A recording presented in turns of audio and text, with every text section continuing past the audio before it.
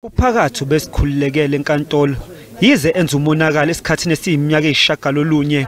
Phakathi waxhunyaniswa nalamacala ngomphumela okuhlolwa kolibofuzo. Iningi lesithulu zakhe ongamantombazane esafunda isikole ayisendleleni ebheka esikoleni noma ebuya khona. Kwesinye isikhathi wayizenza umuntu olungisa ugesi ukuze angene emakhaya esisulu. Uwavumile wonke amacala athweswe wona.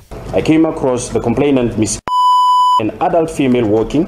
I threatened her not to make a sound and forcefully made her to lie on the ground. I undressed her and had sexual intercourse without her consent.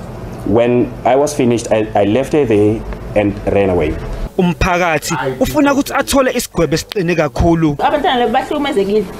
Yeah, kunokuhlumezeka kakhulu kabi and I understand ukuthi umuntu asiphe indawo the whole community of eKurhuleni, like if you bheka emaphupheni Barcelona, eClevedon, Mayfield, Benoni, Davidton, eThwatha, eMkhoba, all the locations around Davidton. He was just comfortable just being a magician.